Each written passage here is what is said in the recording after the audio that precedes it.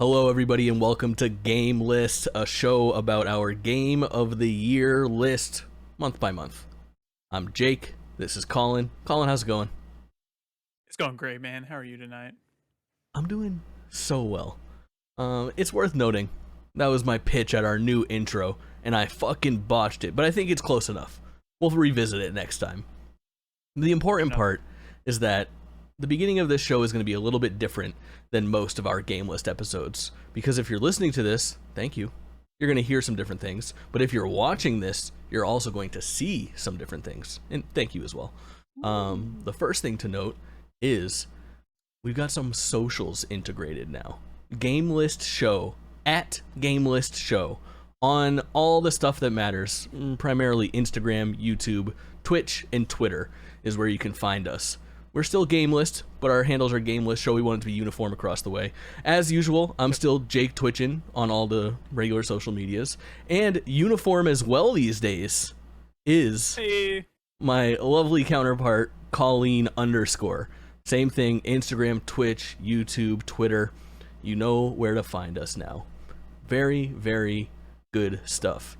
In addition to that, I pretty much gave up just not having the underscore. I had no choice. Embrace the underscore, baby.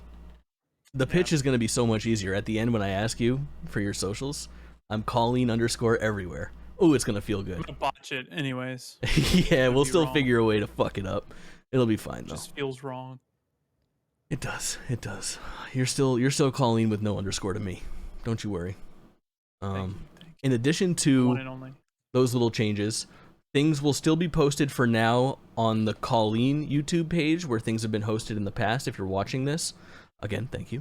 However, starting next month, all of those shows from the past will be duplicated with their original air dates, and in the future, all of our episodes will go up on the GameList Show YouTube channel, and that's thanks to you at home watching or listening.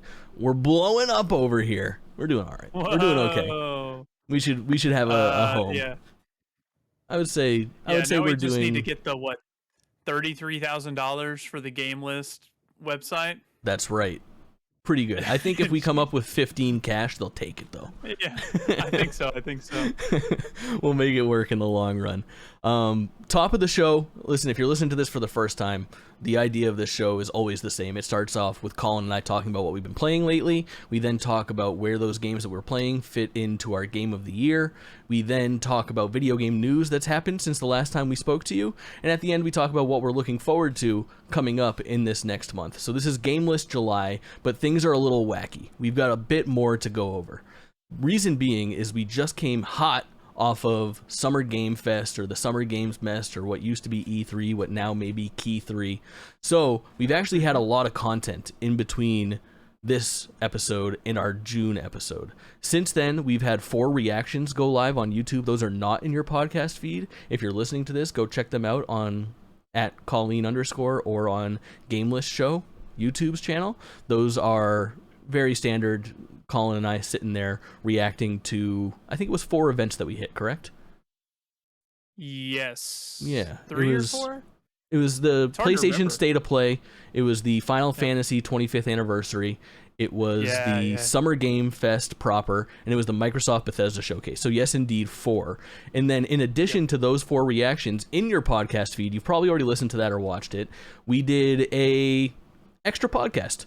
We didn't want this episode to be both our mid-year celebration and try to cover all of that news. So what we did is in the middle of June, we recorded a podcast and recapped those 4 events. What we'll be doing tonight is recapping the 2 events that have happened since, really 1 event and then the PlayStation Indies update. But there was a Nintendo Direct at the end of June. We'll be recapping everything that happened there when we get to our news segment. We'll also be going over the PlayStation Indies that hit the PlayStation blog just a couple days ago that included Sea of Stars and a couple other games. Colin's on the case. Then, instead of hopping directly into what we're playing, we're going to start things off a little bit differently, and we're going to make good on some bets that we made at the end of our last show in June.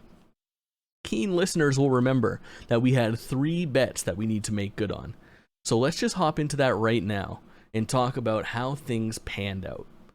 Spoiler alert, not too great for your boy, but I got it where it counts. So, Kaulin, take us away. What was the first bet that we placed?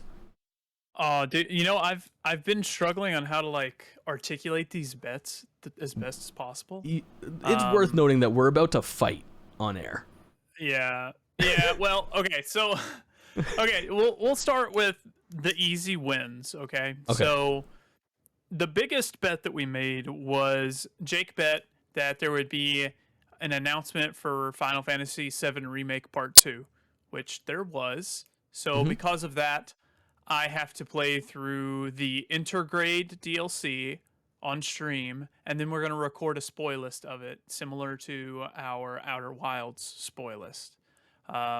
Which, it's kind of a win for both of us, because I wanted to play that DLC anyways. But, so we'll be playing that on stream, probably like we did with Outer Wilds. I'll be playing, Jake will be watching, so I can experience it, because you've already played it, yes? Yeah. And I think we'll have a unique perspective too, because once you get up to date on Intergrade, we will be talking a lot about how that ties into the future of Final Fantasy VII. And now that we have the context of the Rebirth announcement, now that we have the Final Fantasy Crisis Core remake, not remake, I guess. We'll get into that later. Kind of. I don't know. We've got a segment for that prepped. Reunion is what they're calling it. I think we'll have some added context and we'll be able to predict the future, as we often like to do here, unless you're me on our next bets. So excited for that, and we'll get to that. I would say time frame for making good on our spoil list. I don't want to put pressure on us to do it like in July or August. Part of me thinks that I don't know exactly how to handle it. Part of me wants to wait until the hype train starts up in like September, October, when they start getting that Crisis Core stuff going and people are searching Final Fantasy again, Final Fantasy VII stuff. Part of me wants to do something like, do we make this a two-parter and we maybe hit Crisis Core when it comes out and do a follow-up to it? We'll play it all by ear. What's important is that we're going to be doing some Final Fantasy VII Remake Intergrade stuff here on the channel in the future. Big win for your boy. Have faith, Final Fantasy fans. Also, it's pretty much going to be whenever the game goes on sale. That's when I'll pick it up. That's perfect. That's perfect. So, but there are rumors actually that it's coming. Intergrade is coming to the PS Plus like Premium Game Pass thing. Yeah. Yeah. You don't even know the name. Good stuff, Sony. That's also true. It's almost like they're following Xbox's naming convention with the Xbox, they want it to be as complicated and ridiculous as possible, without a doubt. Yep. Cool. Yeah. The second bet, which I won without a doubt, is you said that Elder Scrolls 6 would get a subtitle. Okay. Yeah. And I said no. All right, not a chance. And the grounds of that bet were, if you won, I had to play Kingdom Hearts. If I won, you had to play Dishonored. So you have been playing Dishonored, correct? I have been playing Dishonored.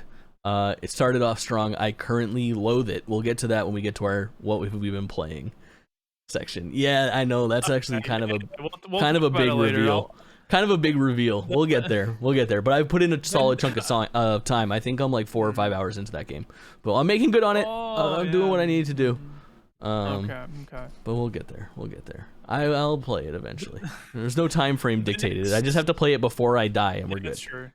That's true. Kind of. We'll figure that out. That's okay. Before we get to this last bet, let's take that. What I just said is a problem. Right? Like that right there indicates the core of the problem with our bets so far on GameList. So what we have done incorrectly for each other and for you, the beloved listener or viewer, is we've been too fast and loose with our bets. And what I've noticed is that Kaulin and I are probably equally stubborn individuals. And we do not want to budge. We are finding little asterisks and things that we can do. Like I just said with Dishonored, like all I have to do is play it before I die and I make good on the bet. The fact that I started it is a show of good faith and I'm pretty much good to go. We can play this however we want. But what we'll do in the future, we'll get there. What we'll do in the future is we're going to be much more concrete and direct with our bets. I think the amount that we did was good. I think that we need to have our stipulations in check and be a bit more specific and not let things get so fast and loose. That may involve doing a little bit of prep work before we're on air. I think a lot of what happens is we're just kind of on here hashing it out. We end up having a quick conversation, a little exchange, and we go, okay, thumbs up, good to go. Because now what you'll get to hear is Kaulin and I argue over our third and final bet. You go ahead, sir. Take the floor. Which I definitely won. Which you didn't. Which you won on a. If you guys want to go back, and listen to the episode where we made the bets, tell them the bet. You will hear my wording and know that I'm right. The bet was, I said, if anything Assassin's Creed appears, you cannot say or reference Breath of the Wild or Outer Wilds for one episode. And if anything Assassin's Creed did not appear, I was not able to mention Sly Cooper. Well, there was an Assassin's Creed showcase, and they showed new stuff, so Jake lost. And so here's the situation that arises, is that our bet was a verbal exchange that involved, for the first 90% of the conversation, talking about the reveal of a new Assassin's Creed of some sort of substance. I believe that we exchanged about possibly them not being ready to show Assassin's Creed Infinity, that I think has been rumored for a while, and then kind of leaned towards like, oh, this is actually a stupid bet because I'm going to end up having to deal with the reveal of like that DLC that has now reportedly been spun into its own game. It is worth noting that neither of these things have been revealed, even now on July 11th, 7-Eleven, go get your Slurpee, to this date. They have not been revealed. However, because of some fancy footwork from Kaulin, some fancy tongue work, we need a new term, he slipped in it's not good. He slipped in the anything Assassin's Creed, and I just kind of said, this is a stupid bet. Fuck it, let's do it. Yeah, let's take it. Yeah. So you got me on a technicality. I think here's the problem that we run into, is that I would hope that what was announced didn't signify, like, I understand that the wording is poor and that, yes, technically they showed Assassin's Creed stuff, but I think that we were all on the same page in assuming that we were talking about like a full beefy Assassin's Creed game and not the lump of shit that they shared during that Assassin's Creed live stream. That being the case, Kaulin, invigorate the fans. Tell them all the stuff they missed from that Assassin's Creed live stream. You go ahead. Take it away. I won that bet. Let me see if I have it written down on my notepad. Okay, so the new Assassin's Creed stuff is there's a new roguelike expansion for Valhalla. There's an armory update. There's new dungeons. Ooh. There's a new Eivor chapter. Just a whole new chapter of the game. Eivor! They're adding a discovery tour mode to Valhalla. Thank God, yeah. And they also announced when they would announce the next Assassin's Creed game. So I think by that merit, I win. I would love for us to just grab the section of the bet from the last episode and edit it in and let people decide just based on that little snippet. Kaulin said that he wanted to do that, and I told him quite plainly, I said, no. Oh, sorry. It appears that I take care of the vast majority of the editing, and we can't find that footage or get it in here. But here's the thing. In the long run, I'm glad that this is the bet that is the biggest issue between us, because it's really not that bad. In fact, I'm going to surprise you. Today is the day I will not be saying the names of either of the games. Oh, okay. We'll see. Get your buzzer ready. What are the games? You have to say them. I can't say them, and then they will not be spoken of again today. The games are Breath of the Wild. You cannot say it or compare something to it. And The Outer Wilds. And I think it's kind of funny because I'm pretty sure we're talking about a Zelda game this episode. So I feel like that might be a little hard for you to pull off. It's going to be very difficult, and it already makes me feel like I can't say a bunch of stuff that I want to say. It's great. It's great for the listeners. It's great for the viewers. Everyone's very excited.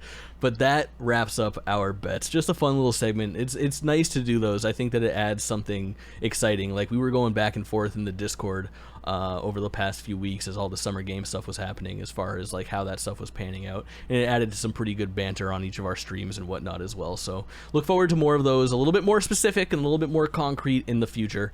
Let's get in to the meat of the show. Kaulin, what you been playing?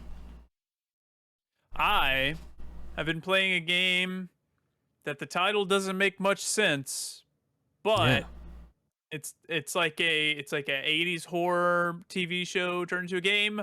The Quarry. The Quarry. Yeah, I say the title doesn't make much sense because you never really like go to a quarry. What would you name it? Like where the no spoilers. Probably Camp Death. Yeah, summer camp fun. Ooh. Summer camp fun. Ooh.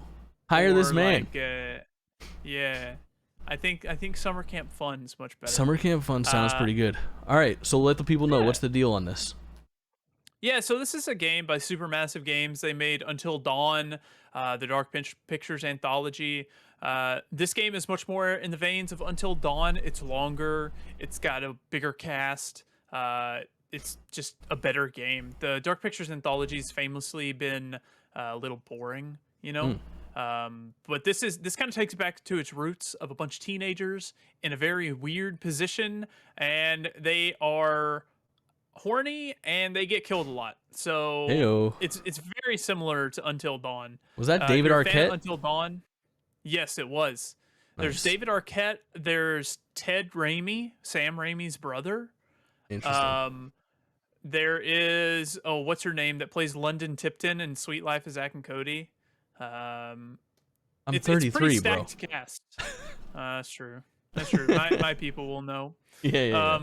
Anyways, tell us in the comments if you know good. whoever Tipton is from Sweet Life and Zack and Cody. Yeah, London Tipton. Yeah, Sweet Life of Zack and Cody. Yeah.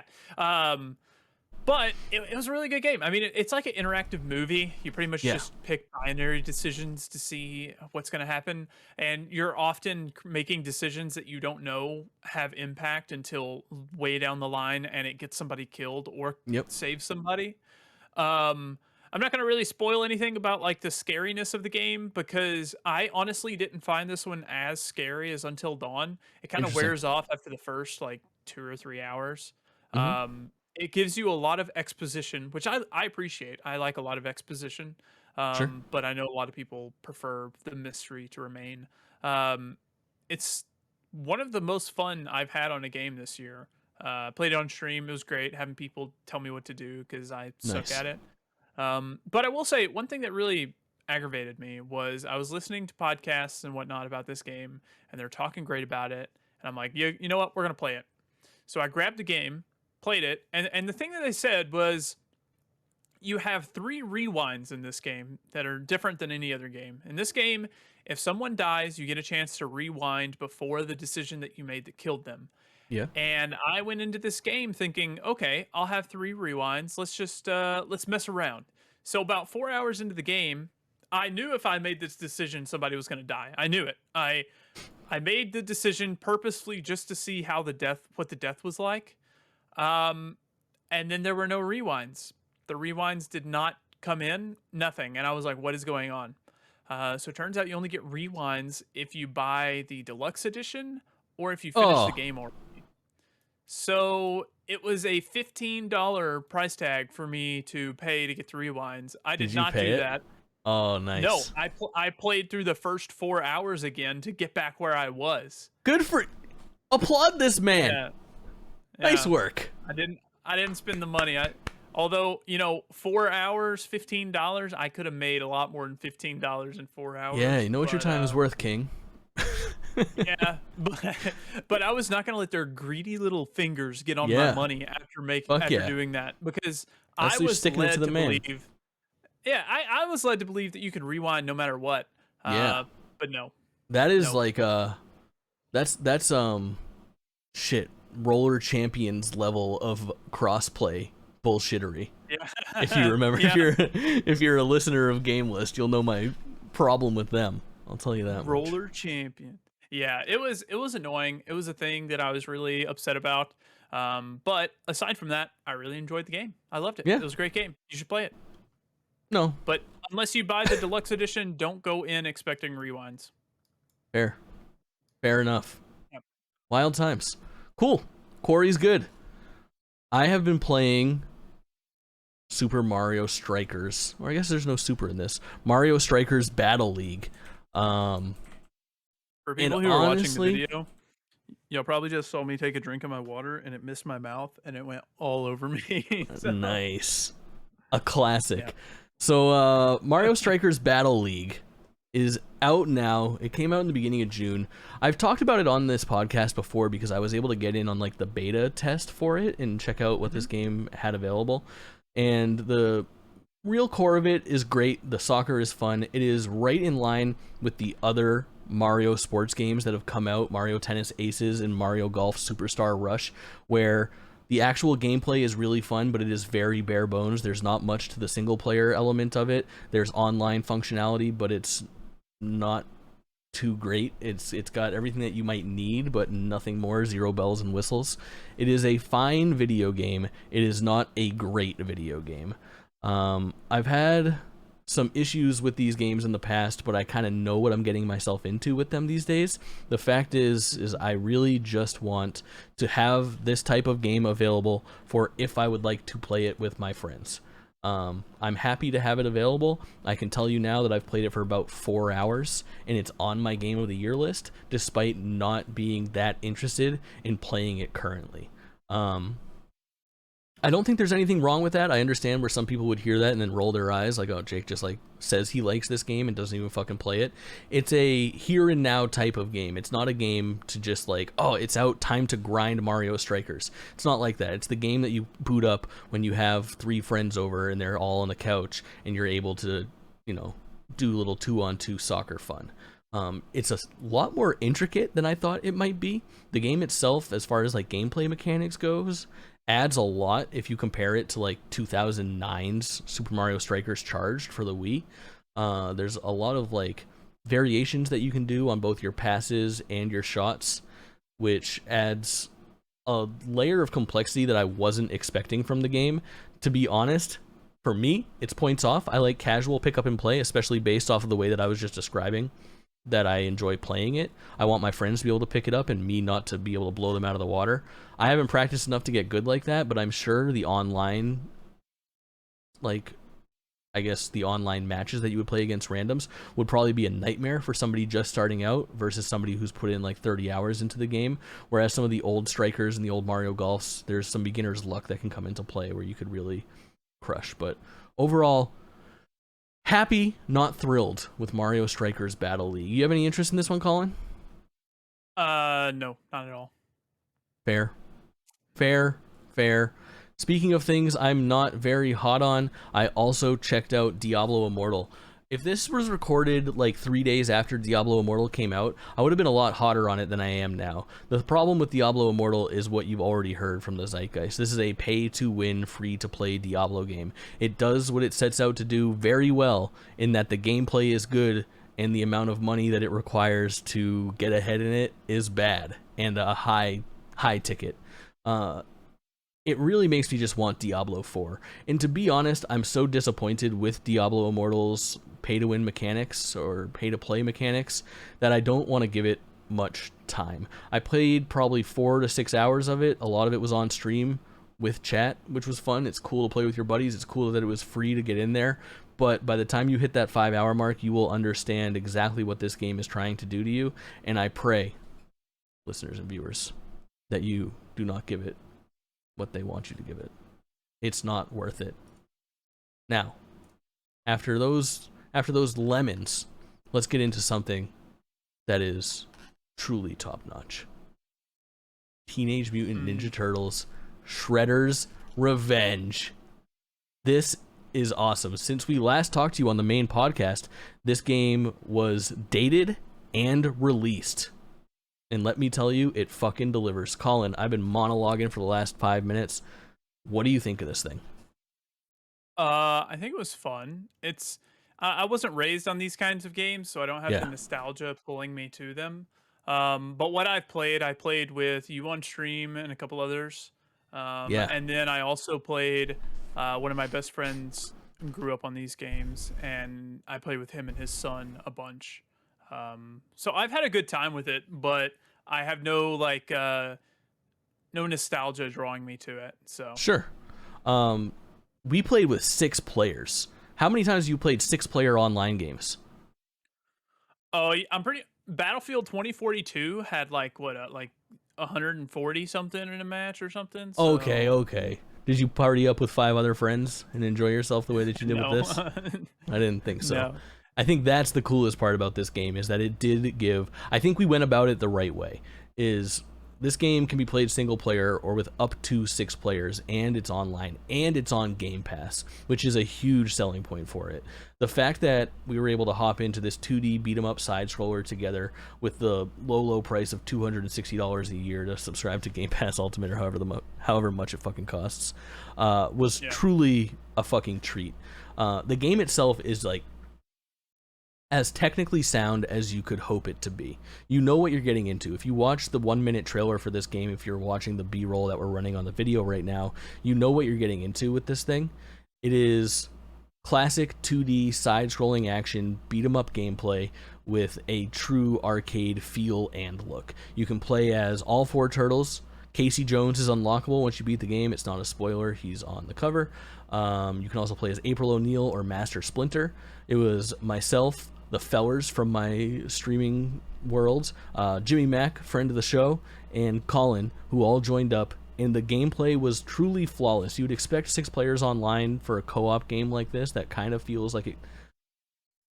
I think a lesser version of this game would be Rinky Dink and would have subpar online capabilities, and this had none of that.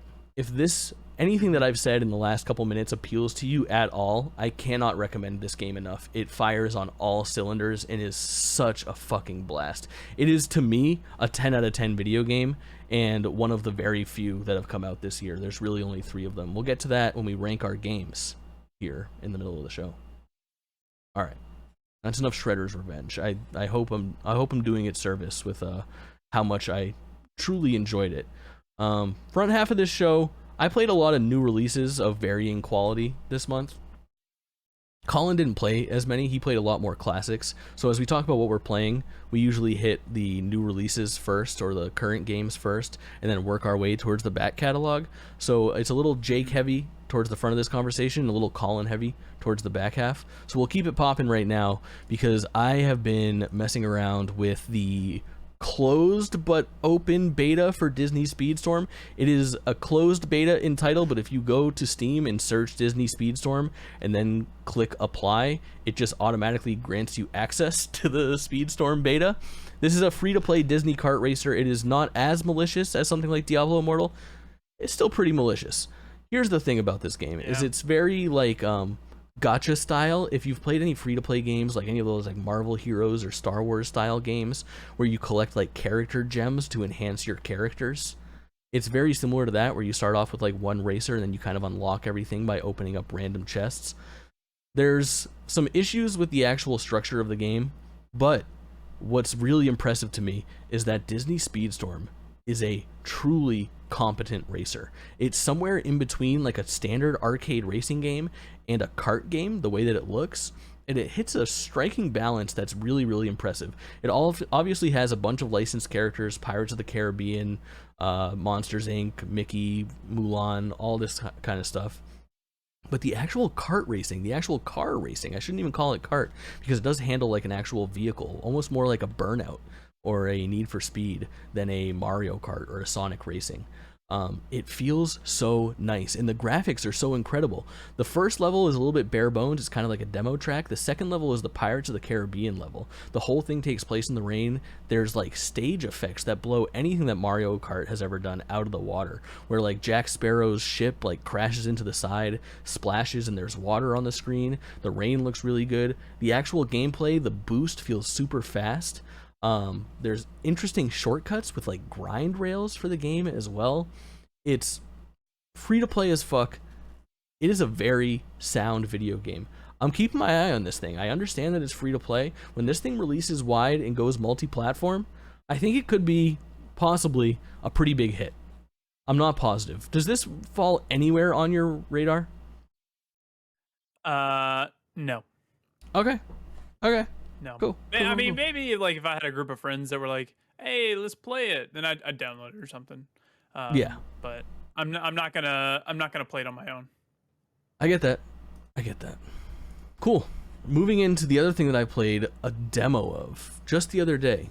is Live Alive. We'll talk a little bit more about this. I guess we won't talk a little bit more about this. We'll talk about this now, and then it's coming out this month on July 22nd. We'll revisit that at the end when we're talking about what's on the horizon for the rest of July. But Live Alive is a really interesting game made by Square Enix, released in Japan in, I believe, 1995, a year before Chrono Trigger, and it shares a lot of DNA with the creators of Chrono Trigger, Final Fantasy VI, Super Mario RPG, all of the Square Enix greats. Never released in America, was only a Japanese release, and it is a super unique JRPG of that era, and I could not be hotter on it. I was interested in it when I heard the pitch. I am red hot after playing just a portion of the free demo. So the hook for this game is that Live Alive is 6 intersecting stories that take place over a total of 9 scenarios. What the demo offers you is a choice between 3 scenarios, which are Imperial China, Japan, and the distant future. You choose one of those scenarios and you're put into a self-contained story. I only played one scenario because when I finished it, I was in. So this is an HD 2D remake. The closest thing that I can give you visually to what this game offers you is Octopath Traveler. A Kaulin favorite. Or Triangle Strategy. It actually has some triangle strategy in it as well. So let me set the scene here. So I chose China, I believe. So I did China. I did a Kung Fu master, an aging Kung Fu master, and the hook to his story was that he is trying to find a person worthy of handing his skills down to. He needs to find an apprentice. So you are tasked with traveling out into your town to find 3 young ne'er-do-wells to try to recruit to pass your knowledge on to. You do this by traveling through a forest and meeting a bandit. You do it by traveling into the city and meeting a pickpocket. Then you go to a small town and you meet somebody that's stealing food. So you pick up all of these people, they get added to your party, and it's traditional. At first, it's traditional JRPG timed battles, but the way that this system works is extremely unique. It's somewhere in between Chrono Trigger and I would say Fire Emblem. It actually feels like it's probably somewhere in between Octopath Traveler and Project Triangle Strategy, where at face value, you might think that this is all Octopath Traveler. The battles start with your characters on a 7x7 or a 9x9 grid.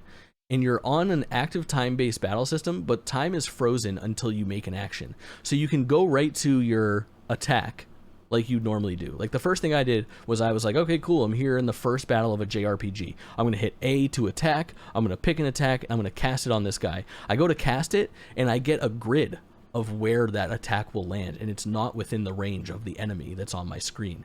So I realize I need to move. Every time you move a grid space, both yours and the enemy's ATB meter increases. So although it's an active time battle, it is a situation where each move that you make can be methodical and you can take your time to move your characters like chess pieces around the board to land hits in different ways. It is incredibly unique. I have never seen anything like it, and it was like truly gripping. I played a lot of JRPGs. This is my bread and butter. I couldn't have had a better time. The visuals were astounding. Voiceover throughout the entire thing, really redone, looks just so good. And it's an interesting game to port. The fact that it never had an English release, the fact that people are clamoring for a Chrono Trigger remake that looks like this, and they give us Live Alive, gives me a lot of hope for that announced Dragon Quest III HD 2D remake. If games like this hit, then we might be looking at some Chrono Triggers, maybe like a Mario RPG type of thing coming through.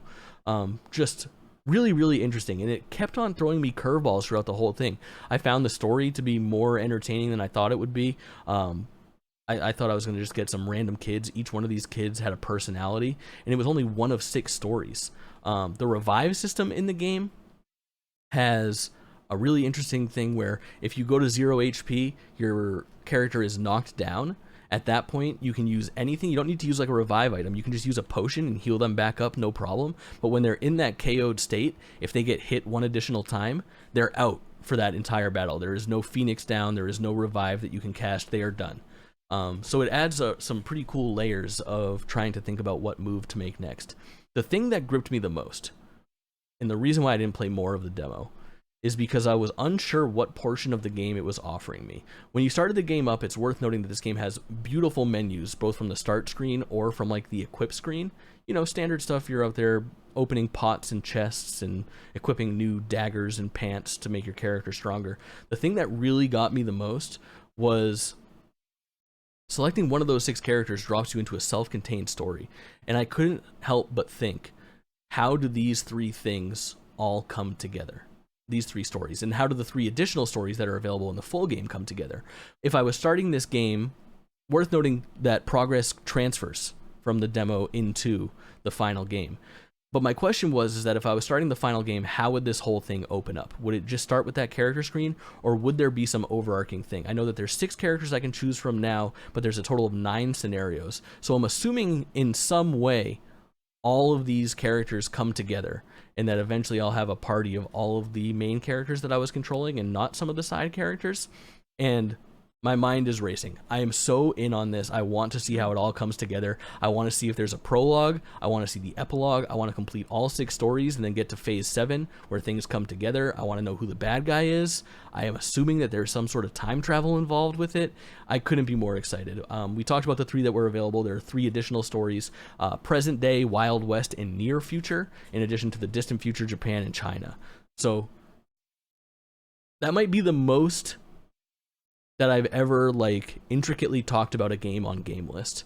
I'm very passionate about this one, and I'm super in on it. I went from being, yeah, this looks cool, maybe I'll check it out, to that demo selling me in a really big way. If you're into JRPGs, it's free. Check it out. You know, the only comment I have on this is every time I hear the word China, I think of there's one Nicki Minaj song or something she says, and she says China. It's like China, but it's not like, it's in like Nicki Minaj voice, not in like, yeah, I think she's talking about Black China. I think yeah, that might be Rob it. Kardashian's ex, Tyga's ex, or something like that. Yeah, I think that's it. But I just every time I hear China, I hear Nicki Minaj China in my head, and that's the only thing I have to add to that. Nothing else on Live Alive after my incredible monologue? I'll check out. I'll probably check it out at some point. But I'm check out trying that to demo, work through man. my backlog right now, dude. I get that.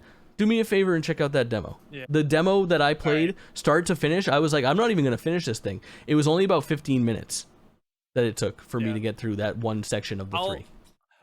I'll take a peek at it at some point. I actually just started up Tales of Arise today. Ooh, that'll sink some time for sure. I'm excited to talk about that next month with you.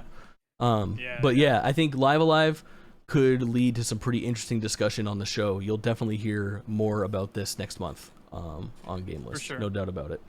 But red hot. Most I've been excited for a game that I wasn't really excited for in quite a bit. Enough out of me. SnowRunner, you fucking weirdo. Yeah, I am a kind of a weirdo when it comes to games. Like I'll play like the mainstream games and I'll love them, and then every once in a while I get just like the hankering for like some other game that's just weird and out there. That's SnowRunner for me right now. It's literally a trucking game where you truck through the wilderness and you get stuck in mud and you have to use your winch to get out, and you haul these loads across the wilderness, and I have no idea why it appeals to me. It seems like just a time sink, but I mean, it's so fun. Like, you can see the video right now. Like, you're trying to navigate through these perilous roads, and you're so deep of mud, and you're stuck in the snow, and I don't know what it is, but it's so fun to like upgrade your truck and then like tow it and go pick up some upgrade parts that are stranded at the top of the mountain, and you have to repair roads so it makes it easier for you next time. It doesn't make any sense why I like this game as much as I do, but I've been playing a whole lot of it, and I'm going to keep playing it, but I have fallen off a little bit within the past week just because I've been playing other stuff. I would never play something like this, but I watched you stream some, and I get it. Like, there is something satisfying to what I was watching you do. You started messing around with mods for it, is that correct?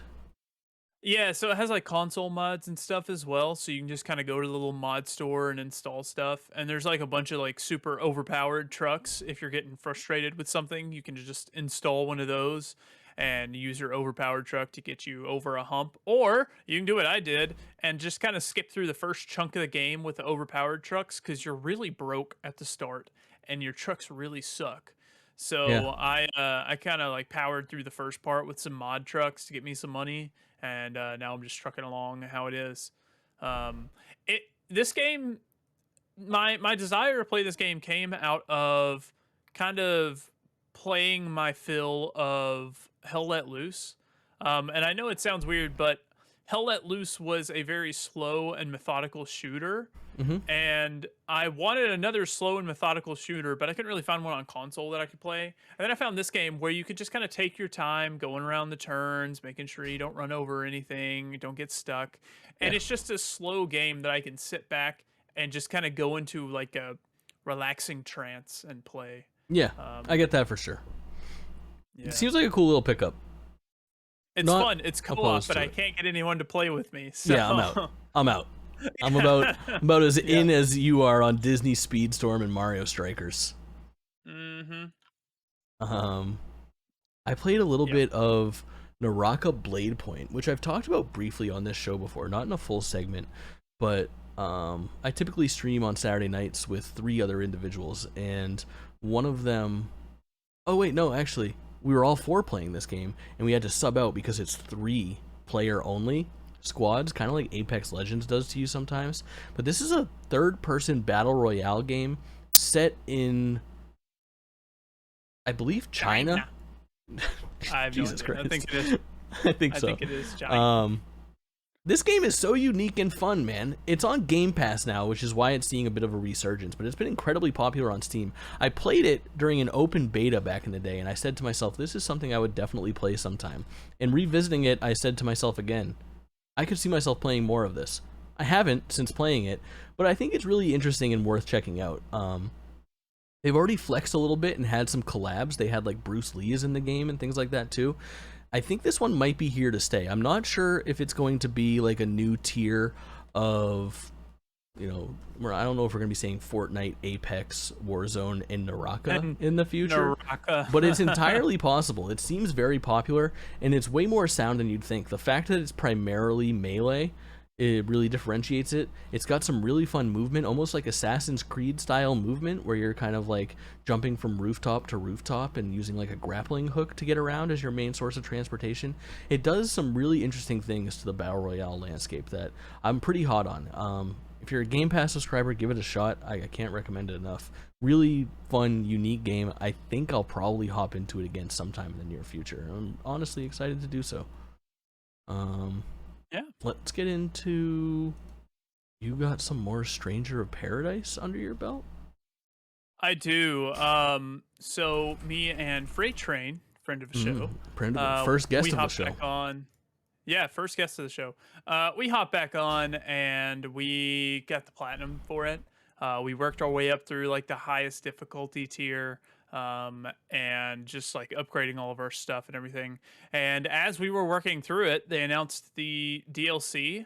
Yeah, so that Trials was really of the cool. Dragon King, and it looks like it's going to be Bahamut? We're fighting Bahamut, I believe. Yeah, huge. So this game is weird. It's like a conundrum for me because it is one of the ugliest games and one of the most poorly written games I've ever played.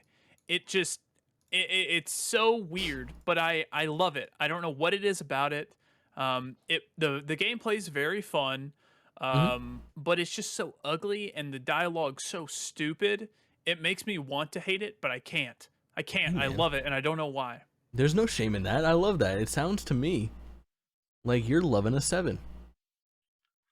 And you know I love my 7s. I love my 6s. I think so, yeah. Yeah. That's cool. When does the DLC drop? It's soon, yeah? I think it's sometime in July. I'm not sure the exact date, though. Nice. All right, so we'll be hearing more about it when you get into the actual Bahamut fights. Yeah, probably exciting next month. times. Look at you playing a Final Fantasy when I'm not playing it. Look at you go. I know. You haven't even touched this one yet. I know. How dare you? All right, let's get into what you really want to talk about. I started Dishonored, man. So here's the deal with Dishonored. Don't talk bad about it, or I'll. You start. What is Dishonored for those who don't know? Dishonored is a stealth immersive sim where you are put into missions and you have a target you need to infiltrate, kill, or eliminate your target. You don't have to kill them. You can do it you can kill all of your targets you can get rid of non-lethally. So you don't have to kill anyone in the game if you don't want to. But it is an immersive sim, which means, like, for the most part, if you hop in the game and you're like, can I do this? The chances are it's probably yes, you know. Yeah. My one of my favorite things about these games is just every level that you load into, there are like 18 different ways, different paths that you can get to your destination. You can lurk around the rooftops, you can go through the sewers, you can go straight head on, you can pick doors, or there's so many different ways that you can go about these games. And I could talk forever about these games. I really want to do a replay of them soon. But I did name my dog after this, so yeah, maybe you can take over my playthrough because I really appreciated. Oh, maybe not. I really appreciated the opening like hour or so of this game. I was impressed at this game is like 10 years old at this point, and it plays like a modern game. A lot of like the movement in it is very sound. It controls very well. It looks great for a PS3 game that's been remastered for like the PS4 era. I played it on watercolor. Yeah, it's got a nice. It's really. I see what's happening. I understand that this is a good video game now, which I think is what you wanted me to admit. The problem that I'm having is that there's two things that I don't like in this world for video games. It's overwhelmingly large sandboxes where I have too many options, and I don't like choosing things. I would rather run through corridors, which I know is not common for gamers. And I don't like stealth. And those are the two biggest parts of this video game. So I'm struggling now in like World 3. I assassinated like some twins or something like that, maybe. Yeah, the Pendleton twins. Yeah, so I think I'm like 4 hours in, I want to say 4 or 5 hours in. I failed a lot. I put it down to easy mode. I still failed a lot. I get killed all the time. I just want to run and gun, and I really can't. I got to think about what I'm doing. I get it. It's good. I'm going to suffer through it for the next year as I try to get this fucking thing done. Good game if you like the things that I just described. If you're me, not so great. You have to reach the Boyle Estate Party. That is one of the most unique and amazing missions in a game. I'm going to play the whole thing. Games, I will. Okay, good. The Dishonored games have three of the best missions ever in like any video game. I wanted to gripe. Two of them are. You were all hung up on your ladder thing about Arcane. And how, like, they don't do ladders. I'm like, these motherfuckers do, like, ropes and shit, though. It's not that impressive that they're not doing ladders. They're not ladders. No ladders. Dishonored, dislike it, don't hate it. That's where I'm at right now with Dishonored. You played something that I explored recently, and you checked out the Artful Escape, which is an Annapurna joint, so you know they had me at the start. Annapurna. Tell me about it. Yeah, I played part of it on stream. I think you were there actually for part of it. Yeah, I think you were there. I think I was there when you started it. Not feeling it. This game is. I've heard people talk so well about it. Personally, I don't love it. It's at its best when you're just playing music, but it slows you down so often to like have this just pointless dialogue with these characters. For a music game, there's not much music playing in it. Yeah, they need to just have the entire thing be music. When you're running left to right playing your guitar, it's great. But whenever you're stuck in these stupid dialogue, like just pointless dialogue, and like weird trippy cutscenes, like there's one playing right now, it just doesn't make much sense. It's trying to tell like an elaborate coming of age story, and it's pretty wrapped up in that as well. Yes. Yeah. It is supposed to be like a coming of age, finding yourself story. Yeah, the guy is like the descendant, like his uncle or something like that, is like a Bob Dylan type of folk music guy. Yes. And he is trying to follow in his footsteps, but it's not quite his passion. It's about him wrestling with who he wants to be as an artist. It's telling a wholesome story. Like, I saw where it was going. Yeah. Like, I understand it. It's one of those games where, like, 15 minutes into it, you completely understand exactly what this game is going for. And I trudged through it. I think I put like 2 hours into this 3-hour game and I quit. I was in the same boat as you. I was like, oh God, I've heard enough. I've seen enough. I'm sure I know how it ends. The reason I played through it is I got some new headphones and I wanted to test out how they sound. I bet the sound design was good. It was great. The sound design was great. And it was an easy platinum, so I just finished it up in like one quick afternoon and deleted it so it'd be off my dashboard. Free plug. What kind of headphones you got? Arctis Nova Pros. Hold on, here we go. Arctis Nova Pro wireless. This stream brought to you by SteelSeries. SteelSeries. Arctis Nova Pro wireless in stores now. Thank you, SteelSeries. Yeah, they're pretty great though. I recommend them. Yeah, that's awesome. Always nice to get an upgrade like that. Okay, you've been raving for like. I'm gonna switch it up on you. Let's talk about Shadow Warrior first before we get into some stuff that we're a little more passionate about. You've been playing Shadow Warrior 3, which somehow I missed the first two and this one. What the fuck is this game? Yeah. So Shadow Warrior 3. Imagine a Doom in China. How is this happening? It's Nicki Minaj China. I don't know why China is popping up so much in this this podcast, but so it's because there's two other things that can't pop up so much in this podcast. That's true. It has to fill the void somehow. It's like Doom, but in like an Asian setting, and you are a ninja, and you have to. There's like this giant dragon about to destroy the earth, and you're on a mission to stop it. So if you want like a turn your brain off linear shooter / hack and slash game. This is the one for you. Super easy. I actually downloaded it 12 hours before it was supposed to leave the PlayStation Premium Collection. Yep. And I didn't realize it. And I needed to get the platinum before I lost it. So I got the platinum in like 10 hours or something. Nice. Grinded it out. And yeah, finished it up. It was a really fun game. I would recommend watching like some gameplay if you're into it. The screenshots don't do it justice. I couldn't get an understanding of what the game was with just like a trailer and some screenshots. You need to watch some gameplay, but it's very Doom like Doom 2016 and 2020. Doom Interesting. Eternal? Doom Eternal was 2020, yeah. Yeah. It's a really solid game. I think it's on Game Pass probably. It's like a B tier game. Interesting. But I had fun with it. I did. Cool. It's got some like funky humor to it as well, like very meta humor. Sounds like I would like it more than Dishonored. Probably, honestly. Nice. Okay, so now I wanted to put you on the spot and have you talk about this game next because this is super fresh for you, but you for like the last 48 hours have been raving about Citizen Sleeper. Yeah.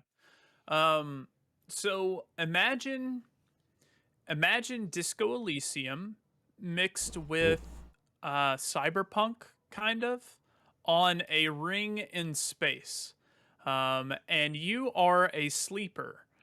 You're a sleeper that has woken up off of a ship and you're dying pretty much. So you try to work your way through this like capitalist apocalyptic area type thing on a space ring, and you get 5 die a day.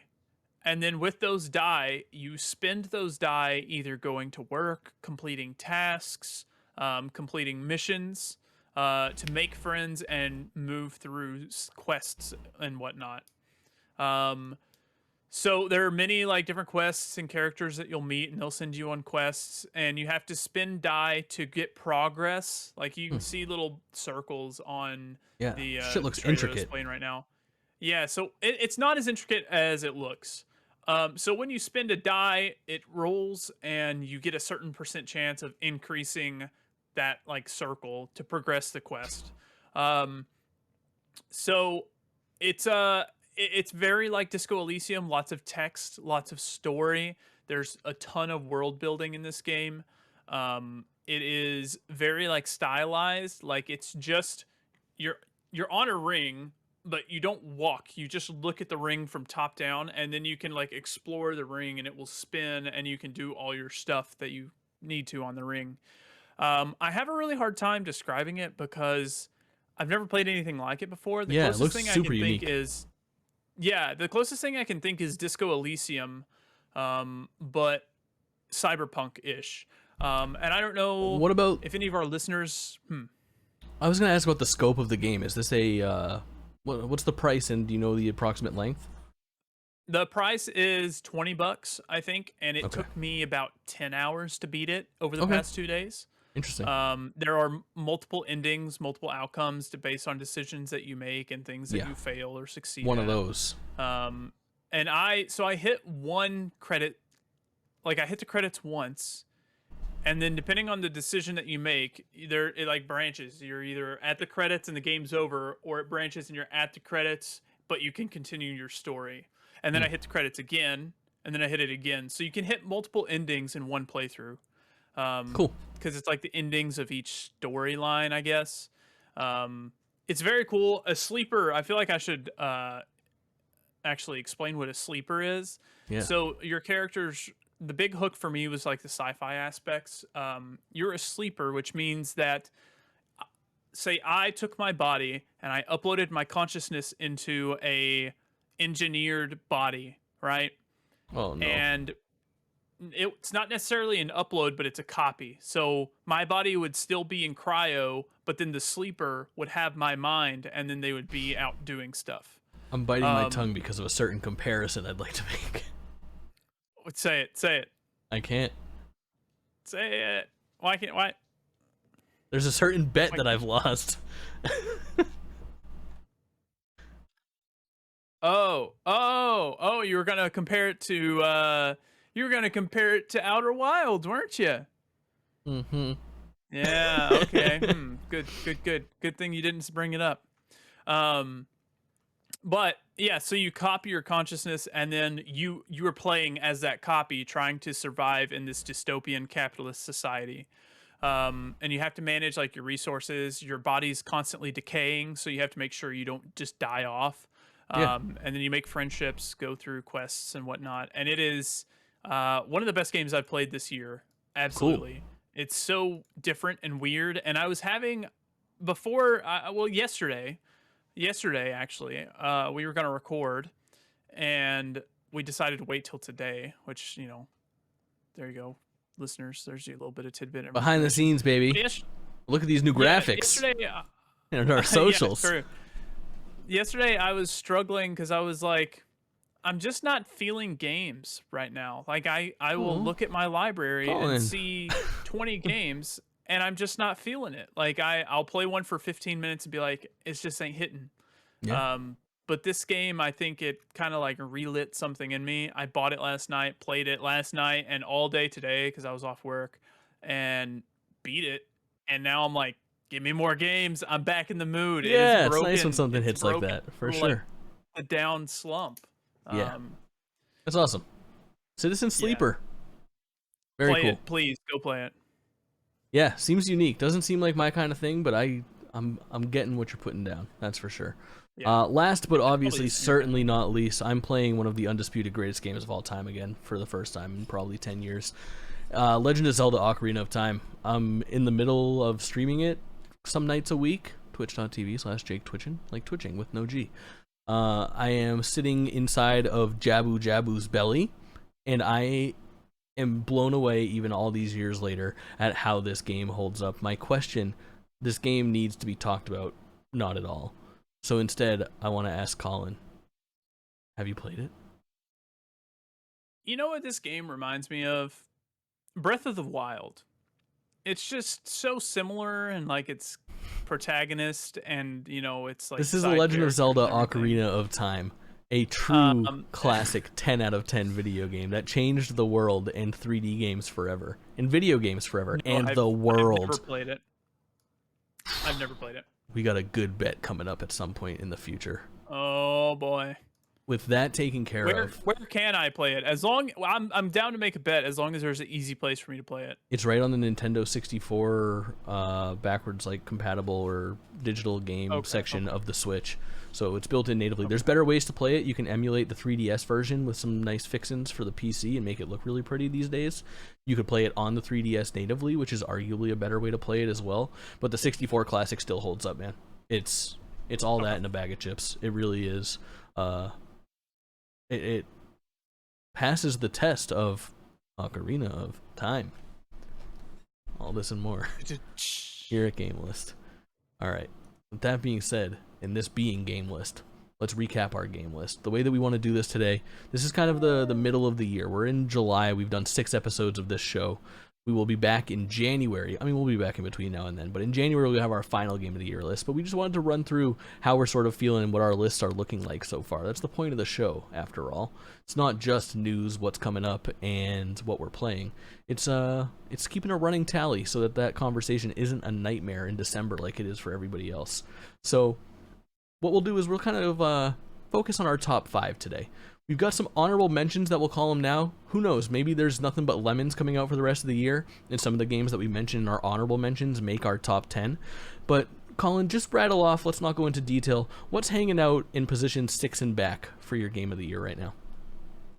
I got Strangers of Paradise, The Quarry, Dying Light 2, Crusader Kings 3 on the PS5, and Uncharted Thief's Legacy, the collection for the PS5.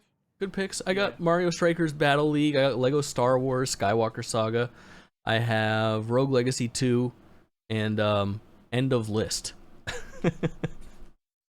Maybe Disney Speedstorm, to be honest. Live Alive feels like it's gonna make it. I'll tell you that much. Yeah.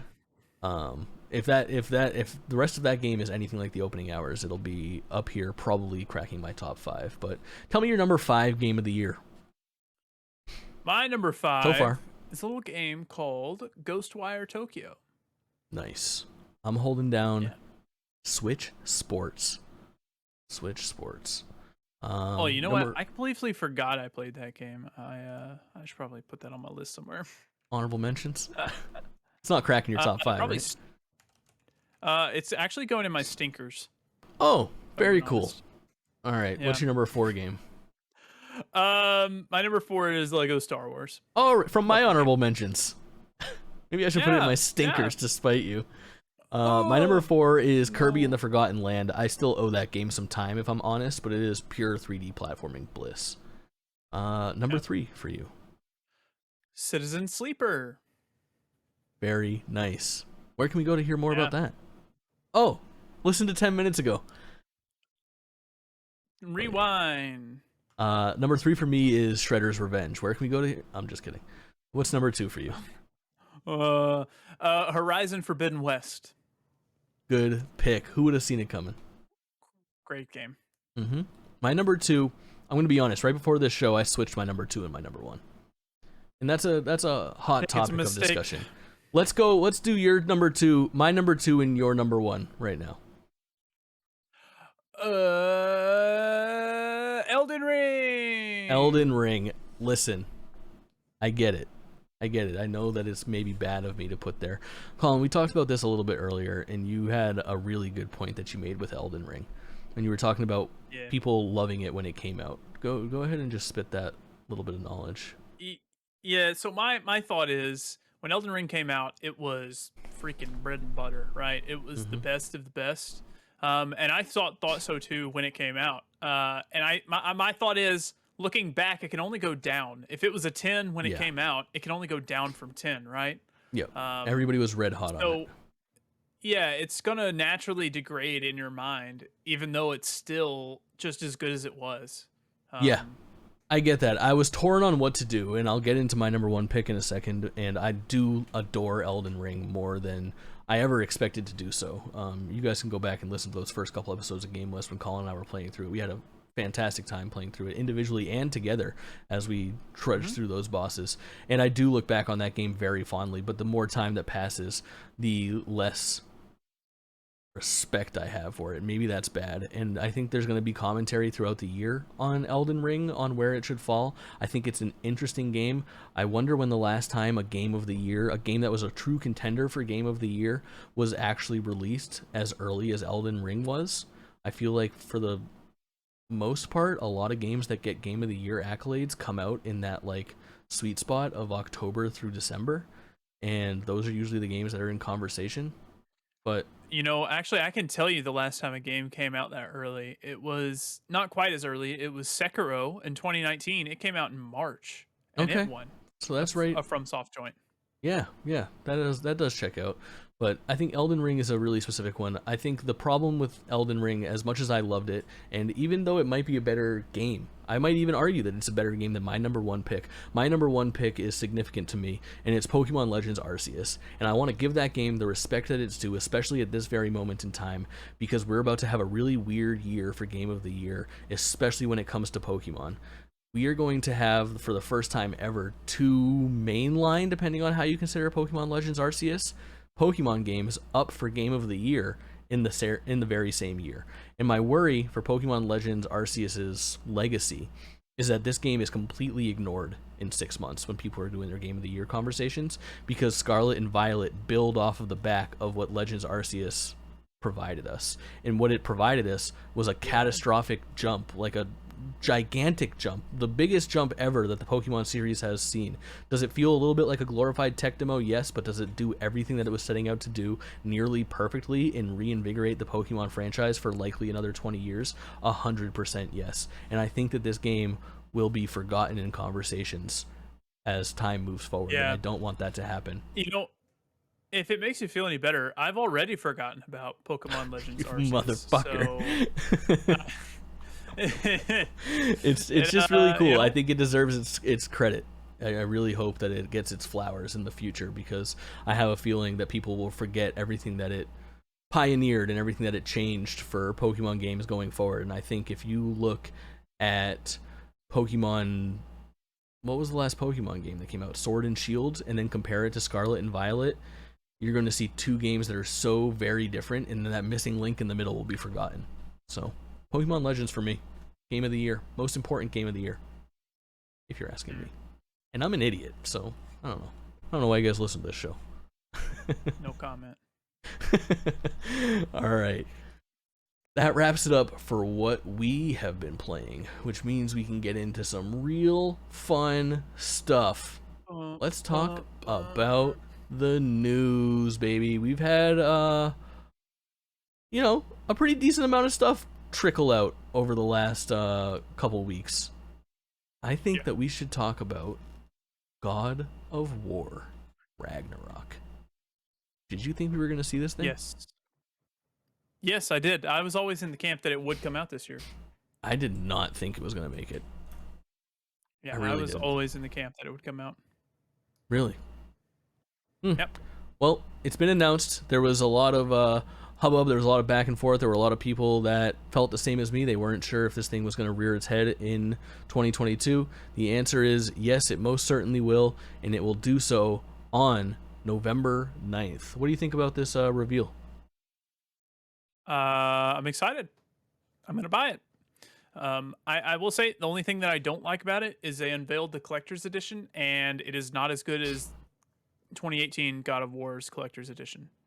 That'll happen from time to time. Can't always top the last one. Do you think the game will top 2018's God of War? Yes, I do. I think it will. Yeah. I mean, 2018 was a 10 out of 10, so it's hard to go up from there. But this I needs think to be an they 11. can. Yeah, they have certain systems and whatnot that they can improve, and I'm very curious where the story goes. Yeah. So I think it will. I'm in the same boat. For some reason, this is a game that I'm not very hype off of, but I am so amped to play it, if that makes sense. Like, I can wait. I'm patient. I'm not like champing at the bit for God of War Ragnarok, but I adore God of War 2018, and God of War Ragnarok is a day one play and the type of game that I pretty much drop everything for and mash through in a week. Like, I really, really dig that first one, and I do intend to play and talk deeply about God of War Ragnarok if it makes its November 9th. I loaded up 2018 yesterday when I was trying Mm-hmm. to find a game to play. I was gonna go through it and like Holds maybe up. do New Game Plus or something. It does hold up. It still looks beautiful, but I just couldn't get into it. It was still when I was in the mood of I can't play games. Yeah, yep. God of War didn't do it for you. Go look at that. Yeah, no. Nintendo announced some pretty slick looking stuff in their Splatoon 3 console. Pretty nice looking controller. Kaulin begs to differ. He thinks it doesn't look quite as nice as I Yeah, think it looks. I don't think it looks great. They But also showed off a Nintendo Switch Pro controller, which underwhelms to say the least. I don't know why Nintendo won't go back to their glory days of like the Funtastic controllers for the 64, where the whole thing was like a see-through plastic, and now all we get is like these shitty fucking controllers that have like a design on the see-through gray and then like colored handles. Come on, Nintendo. yeah. Let us fucking live. Then Yeah. we have the most devastating news to my friend. Of all things that they could do to you in the glorious month of July, they make an announcement just to shit on your dreams. Literally. In one of the most bizarre press releases Just ever created, they basically made a yeah. non-announcement. They decided to put out a press release from Sucker Punch that says, "Hey, just so you know, we're not working on these games." And no one is working on these games. Not just to be us. clear, No one. these games are infamous franchise. And which franchise? Sly Cooper. I'm so sorry, man. I don't even want to make fun of it. I feel bad for you. Well, it hurts. It really does. There's one thing is they took Sly Cooper off of the PlayStation Plus collection when it was on PS Now. So now I don't have any way to play Sly Cooper on modern consoles. And then they just went and spat in my wound and said, "You know what? No more Sly ever, pretty much." They didn't say ever. They said not right now. Yeah. They said they still love Sly and Infamous. I know it will be revisited one day, but I hope to be alive when that day comes because Yeah. I wanted it so bad. I'm thankful they told us that, you know, it's not coming, so stop getting your hopes up, because Right. every single rumor I saw, even though I knew not to, I would get my hopes up. I get it for sure. It so is. there is. It's a mercy respectable killing, thing right? to do. Yeah, exactly. Which isn't, I Yeah. mean, the most fun thing to talk about, but nonetheless, Yeah, no Sly for a little while. just my heart broken. It's okay. At least you're allowed to talk about it this episode. That's true. I am allowed to talk about it. All right. Sucks to suck. We'll talk about something else I'm very passionate about, and that's Crisis Core Final Fantasy VII Reunion. Not much to talk about. I'll save your ears. We talked a lot about this. What I really wanted to do is I just wanted to follow up. There was some interviews with like Katase and Nomura about Reunion and a little bit more clarification on the next game in the Final Fantasy VII remake, remaster, Final Fantasy VII universe that's coming out, where they clarified what we should expect from this video game. And when we did our reactions, when we had our podcast last month, and when we reacted to the Final Fantasy VII 25th anniversary stream, we theorized that maybe that this game would be more than it seems, the way that Final Fantasy VII Remake was. And it seems like the basis of this interview was to quell those thoughts and to let people know exactly what this is. So this game is a remaster. It's being called a remaster. Despite it being somewhere between a remake and a remaster, there are some slight changes to the battle system that are mostly like quality of life. There's a graphical overhaul. It's not quite to the remake levels, but it is more than like a new coat of paint. It really does look like a modern PS4, Xbox One game, I would say, even though it's coming out multi-platform, both those and PS5 Series X. They announced remastered and arranged new arrangements for the music, and the soundtrack for this game is to die for. If you're listening to this and you don't know the song The Price of Freedom by name, please go look it up. It is one of the best Final Fantasy songs ever, and it's hidden away in this PSP game that's been trapped for 15 years. They also said the most important part, and what we theorized, was that this is a faithful recreation of Final Fantasy VII Crisis Core. So this is the prequel that was released on PSP. There are no additional cutscenes. There is no additional information or tie-ins to Final Fantasy VII Remake. This is a new way for players to experience that original story. I think that's what they really wanted to clear up in these interviews, which is cool. And if you're thinking like, oh, cool, that's not essential for me to play because I'm just playing remake stuff, you're wrong. It is. It's fucking awesome. And there are implications that are defined in this game that severely and hugely impact Final Fantasy VII Original and Final Fantasy VII Remake. This game stars Zack. If you've played your Final Fantasy VII, you got a lot of questions about Zack, and this will give you a couple answers and some definite backgrounds. Really exciting. So, winter 2020. Oh, they didn't even define that. They said this winter, 2022 or 2023. Yeah, this winter. Bizarre. Jesus Christ. From the Dead rises. I know. Skull and Bones. Where do you land? You're big on Black Flag, right? I'm big on Black Flag, and I will play this game, but it's probably going to be terrible. So why do you say that? It's also worth noting it comes out the day before God of War, so yeah. So this is developed by Ubisoft Singapore. It was first announced like 13 years ago. It was last shown almost 10 years ago. It is developed in cooperation with the Singaporean, the people of Singapore, the government of Singapore. Yeah, sure, that sounds. And right. From the behind-the-scenes information that's, I guess, leaked out over the past months, this game is being a little bit pushed out the door because if they don't hit some contracts and deadlines, they're going to owe those fine people of Singapore a large sum of money over there at Ubisoft, and they don't want that to happen. So there is a world where this game comes out and could be one of the greatest train wrecks of this generation. But let's speak about this in a world where this game is actually good. Colin, what did you see? Are there redeeming factors here? Well, it's a little less like Black Flag than I wanted it to be. God, I'm gonna play it. I don't know what to think yet. It could be terrible. It could be the worst game ever. But I'm trying to find people who will play it with me because it is like co-op or something. So we'll see how it goes. But it's one of those games. It's like I don't want to be in a game where I'm going to get sunk by everyone. I don't want it to be a Sea of Thieves. I want it to be a Black Flag with more ship stuff. But I think it's going to be more of a Sea of Thieves.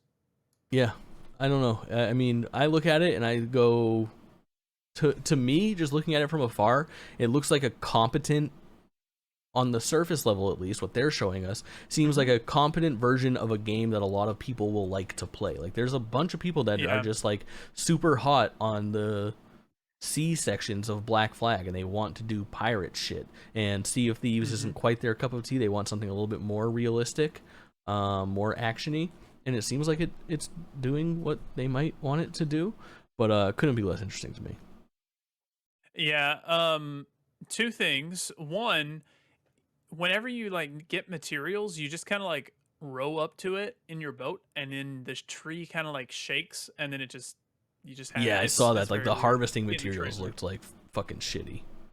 Yeah, it looks weird. And then also the UI in this game, I saw a screenshot and it looks terrible. I dare you to go look up a video of the UI. There's a lot of and it is so cluttered. Bullshit going on, without a doubt. So cluttered. All right, let's hop in to some big shit. You want to keep this thing rolling? You want to take a break?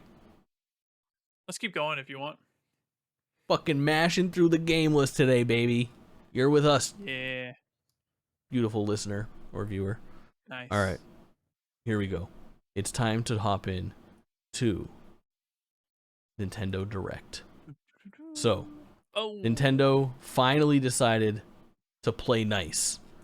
They waited until the very end of the month. I believe it was on the 29th of June, after weeks after Sony, Microsoft, Bethesda, Square, fucking Dragon's Dogma all had their events, and Nintendo finally put out a 40-minute or so Nintendo Direct that was focused on their third-party partners. Not much from Nintendo first-party, if any.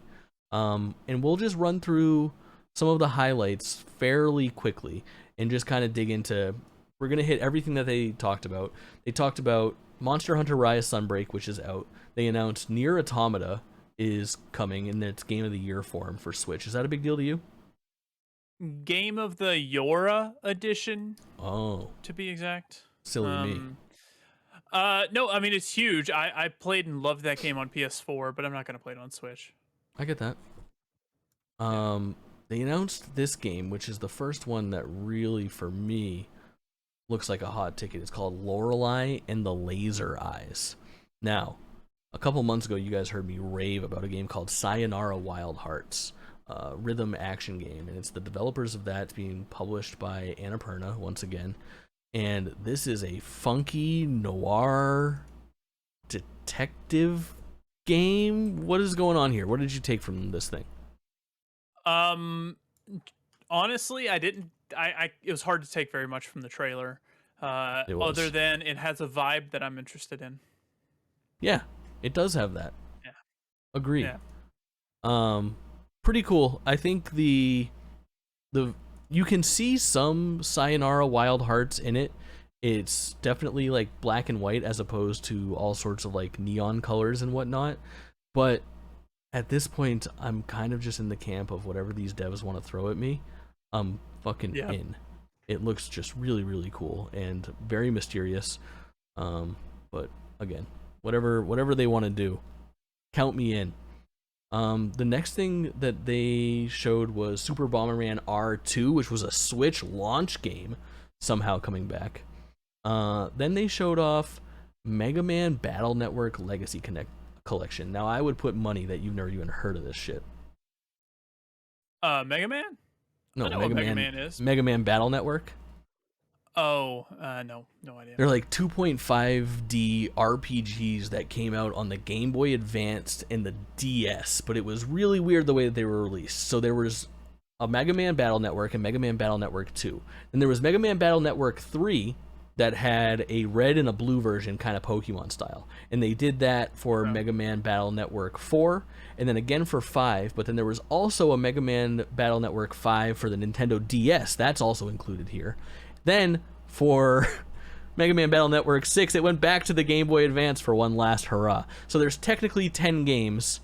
4 of them are duplicated with 2 versions where there's subtle differences between them, and the first 2 are standalone titles. They're really weird RPGs where you collect chips that are your characters. Mega Man is a program. It's like megaman.exe is your main character, and you control him in the world while you control a character in the overworld. Very bizarre series. I played a lot of it as a kid. I'm excited to dive back into this. It's Mega Man Battle Network. Okay. They next talked about Pac-Man World Repack, which is a 3D platformer from like the PS1 era. Pretty good. Just my type of bullshit. Very excited. Oh, I will say I played Pac-Man 2 on the PS2. Pac-Man World 2, yeah. Like run around. Yeah, it was awesome. Great. I like that game. Yeah. I agree. So that's a remake of the first one of those, so maybe you'll play it too. It's only $30 when it comes out. They also lost the rights in the most bizarre battle ever to Miss Pac-Man, and they're calling this, the female one is like Pac-Mom or something like that. Mama Pac-Man, Pac-Milf. Please no. Don't. What? We don't like to sexualize Miss Pac-Man around here. whoa. It's Mama Pac-Man. Oh, right. Pac-Man. You're right. Blanc, dude. This was a showstopper for me. Blanc looks cool. Looks good. This is a game developed by a new team being published by Gearbox, and it is a highly stylized, almost like hand-drawn looking game that I don't know much about. You, if you're watching this, can learn almost as much as me just by looking at it, but it stars like a fawn and like a wolf cub? A baby wolf. Yeah. I don't know how this game plays. It's a co-op adventure. So it's a co-op adventure, very similar to It Takes Two, and you have to work your way through the world together, solving puzzles and whatnot. Yeah. I mean, other than the trailer and just knowing it's co-op, there's not much about it, really, but it looks beautiful. I'm going to pick it up, and me and Allie are going to play it and hope that we don't cry at the end. Yeah, okay, so do you want to bet on this video game, dude? Which one dies? Do you feel strongly? Do you feel strongly of any of these four? Do you feel strongly that one or the other will die? So fawn dies or wolf dies? Do you feel strongly that both die, or do you feel strongly that none die? I feel strongly that one of them dies, but I don't know which one. Low stakes bet. I bet fawn dies. Do you think wolf will die? Yeah, sure. I'll take that bet. I think wolf will die. Okay. At the end of this game, will you write it down? I'm team fawn die. You're team wolf die. And the wager is the loser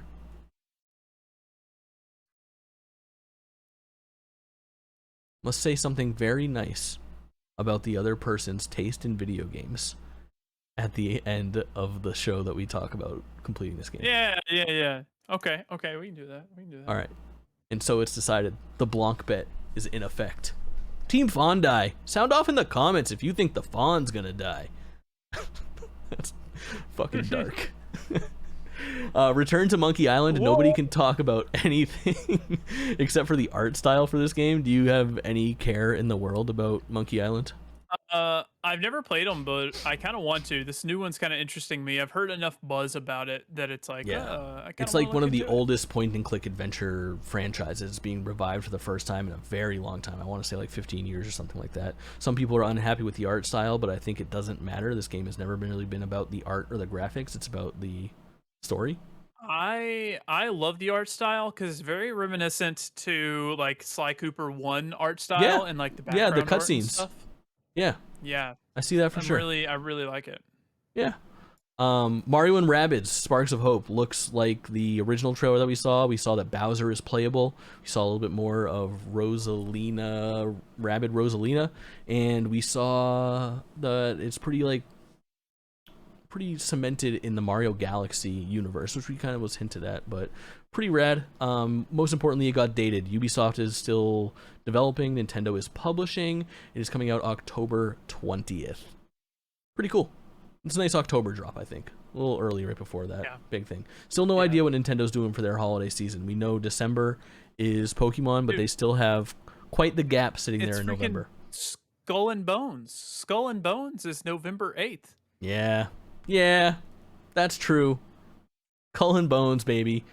Sound off if you're hyped for Skull and Bones. Sonic Frontiers I want to talk about just a little bit. Yeah. Can we sing sea shanties to end this episode? I will not allow this. I will talk to you about the cyberspace zones in Sonic Frontiers. So what's happened with Sonic Frontiers since we last spoke? This game was shit on so bad. Beats me, dude. I have no interest in this game. I'm so in on this game. You guys know that from the last episode. The problem is that I spent last episode defending it. If you look at our Nintendo Direct reactions, it was shown off at Summer Game Fest. It was shown off at one of the things that we reacted to, and there was not a great showing. IGN was doing all of the stuff. That's what it was. They had like the little event for Sonic Frontiers, and we talked about it as the news that happened on like June 1st at the beginning of last show. It was one of the things we tried to squeeze in before the onslaught of summer gaming news. And its first showing was not great. All it showed was that big green open world. Now, it seems like Sega heard the concerns, and they were like, okay, we need to do a little bit of damage control and show some other stuff that this game is offering. And what they showed off fucking delivered, baby. I really was impressed with Sonic Frontiers showing. What they did is they talked about these cyberspace zones. So inside of the admittedly bland open world that you can see here that we've seen 1,000 times now, there are bonus levels that you can access that are almost they appear to be accessed kind of similar to fuck. So these worlds that you access are small levels that allow you to enter what basically. What are they similar to, Jake? I couldn't tell you. They are basically individual levels that you might see in a different Sonic game. There was one that was reminiscent of Green Hill Zone, and there are there is one that's reminiscent of like City Escape from Sonic Adventure 2. They are a much different flavor of visual. They look like they're appeasing to the classic Sonic fan. They showed exactly what they needed to show to quell the fears of those naysayers out there shitting on Sonic Frontiers. It's not an open world, it's an open zone, and there's more to do than what you've seen. Don't knock it till you try it. This game is going to review better than any Sonic game in the last 10 years. Mark my words. Mark my words. There's no way that's doing better than Sonic Mania. Not a chance. Shit. You might be right. Yeah. They talked about Disney Dreamlight Valley, which I'm still pretty hot on. It looks like it's somewhere between like Animal Crossing and Stardew Valley, a little free-to-play Harvest Moon almost thing going on. Yeah, kind of Sims-like as well, almost. Yeah, I would agree. Live Alive, they shadow dropped the demo that we talked about earlier in this show. Better look at gameplay from Minecraft Legends. I was very excited to see some information on the Dragon Quest. It's not Dragon Quest Monsters. Let me get that right. It's called Dragon Quest Treasures. It's a spin-off prequel to Dragon Quest XI that stars Eric, one of the playable characters from your party, and his sister. But it really looks like it's a quite possibly started development maybe as a Dragon Quest Monsters, which is like an old Pokemon style clone from way back on like the Game Boy and Game Boy Color days. They showed a brief trailer. I have some pretty high hopes for this game. It looks really, really solid, and Dragon Quest XI, that it's being built on the same engine, has good fucking bones. We'll talk about this more when I can get my hands on it, because there's not much to go off of yet, but it looks like a really interesting RPG, so excited to see more when it comes to Dragon Quest Adventures. They showed a quick blip of Fire Emblem Three Hopes, which is now out and not of interest to either of us. They talked about No Man's Sky. Plague Tale Requiem is coming, but it's a cloud version. Buyer beware. Buyer beware. They shadow dropped Portal Companion Collection, which is kind of a hot ticket. One of those games where you're like, how's that not out on Switch yet? Well, good news, people. It's out on Switch now. And then there were two remaining announcements. The last announcement that they dropped on us was that the Persona series was coming, but Microsoft kind of stole their thunder by announcing those very same games are coming to Game Pass about 2 weeks earlier. But that whole thing, the Persona 3 Portable, Persona 4 Golden, and Persona 5 Royale are all dropping on Switch around, it looks like, whatever, Battle Royal are all dropping. Yeah, Go ahead. All the Battle Royale stuff has messed up our brains whenever we see Royal. It really has. Yeah. The coolest new announcement, though, was this game called Harvestella. Now, Harvestella is a Square Enix joint, and this game looks fucking weird, man. It is truly bizarre. It starts off looking a little bit like a Harvest Moon game done in like the Final Fantasy art style, I would say. And it devolves all the way into full RPG battles that look traditionally Final Fantasy style. I don't know what to make of it. It threw a lot at me very quickly. It looks like it's very systems heavy, but it also looks like it's right up my fucking alley. Where do you stand on this thing? I think this was a standout for the Nintendo event. Like, I saw this and it just hooked me, and I don't know what it is. It looks very Final Fantasy, like 14-ish, and like just the visuals. But then you've got like the Harvest Moon, Stardew Valley, like farming aspect, which I'm curious how that all intertwines. Do you know, is it coming to more than just Switch? Surely it is. I bet it is. I'm not sure if that's been announced. I think I only know it for sure is coming to Switch right now. Yeah, I'm not sure. I bet it goes multi-platform. It feels like a multi-platform video game. Oh, absolutely. But yeah, a very weird combination, and it does make you think, like, how did this not exist before? But I'm wondering, can it nail all of its systems? Is the RPG fighting going to be a weak link and the gardening is good? Is the gardening going to feel tacked on and you wish it was just all RPG fighting? Is the story a fucking drag and you just can't wait to get back to the game? There's a lot of questions that I still have about this video game. However, definitely feels like one to watch. Feels like one you're going to need a demo for. If there's anything that I want to say about it, it's that the characters in the story do look really bland. There's not much hooking me as, like, I can't wait to jump in and play as this protagonist or anything like that. I'm wondering if it's maybe a create your own protagonist type situation. Could be. we'll have to wait to see more, but very promising showing and out of left field. It felt visually, it felt like both of those games that they announced at like the April PlayStation Partner Direct or Partner Showcase, where Diofield Chronicles and Valkyrie Profile Lenneth, Elysium. maybe Elysium. Lenneth is like a PSP game. Sorry. Pretty cool though, in a decent showing from Nintendo. It was not a full Nintendo Direct. It was somewhere along the lines of what Sony supplied. Microsoft is really the only people that came to play this year and said, here's what's happening in our world, and gave us a full picture of like the next year of Xbox, which I think was, to be honest, I think makes them the winner of the summer game madness. Oh, absolutely. They were definitely the winners of the summer. Just wait until like August or September, and then PlayStation's going to have their big showcase. Yeah, and that'll be a hit. Oh yeah, of course. Yeah.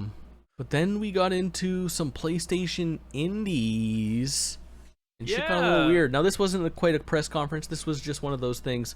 Every like 2 months or 3 months, Shuhei Yoshida just hops on Twitter and goes, "Hey, every 15 minutes for the next hour and 45 minutes, we're gonna post some new shit about some Nintendo indies." And so they did.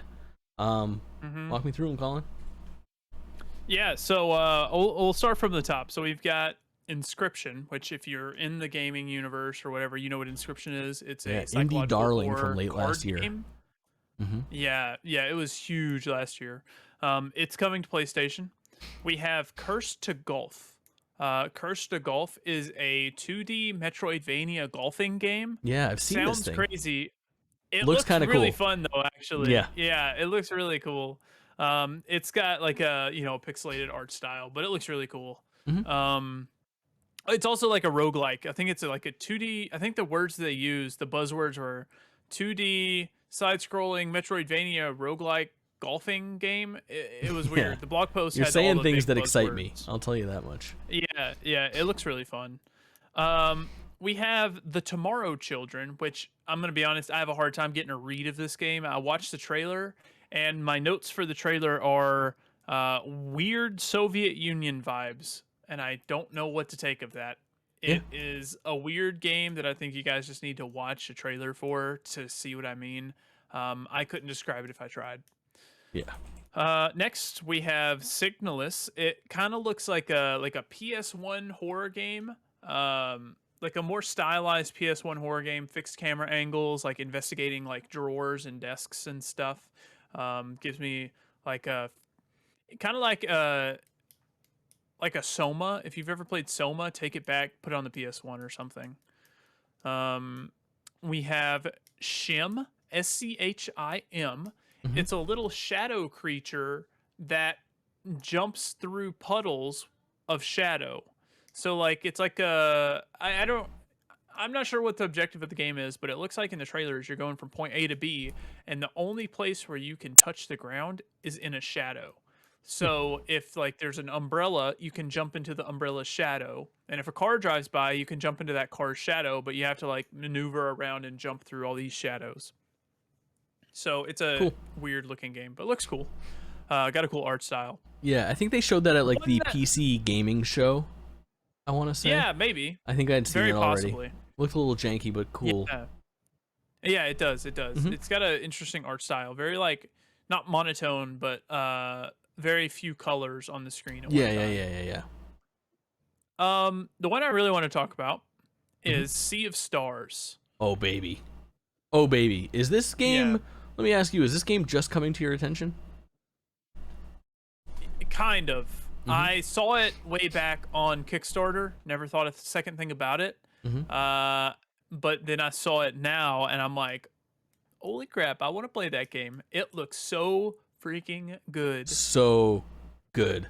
Sea of Stars is directly and shamelessly inspired by Chrono Trigger, all the way up to they have hired Mitsuda, the Chrono Trigger composer, for the soundtrack of that game to do the main theme and a couple other pieces for the game itself. It looks so faithful to Chrono Trigger. Good. And it looks absolutely fantastic. What is appealing about this to you, because you haven't even played Chrono Trigger? The soundtrack is bopping. Chrono Trigger. True. Yeah, the soundtrack looks great. The character animation looks so good. It looks like a perfectly modern pixelate. I don't know. It does. It looks does. I modern know what but you're old saying. school at the same time. It is that perfect balance. Like, it's not HD 2D either. It's just the prettiest Yeah. traditional pixelated 2D RPG that's ever existed. Yes, and also one of the main protagonists, his weapon looks like a uh Kapesh, which is what Sly Cooper uses. Yeah. So that's what it looks like. But Simple folks might and call then it a cane. It is a more. cane. Well, yeah. Well, a Kapesh is like it's a modified Kapesh in Sly Cooper. It's a Egyptian like weapon sword type that they turn into more of a cane.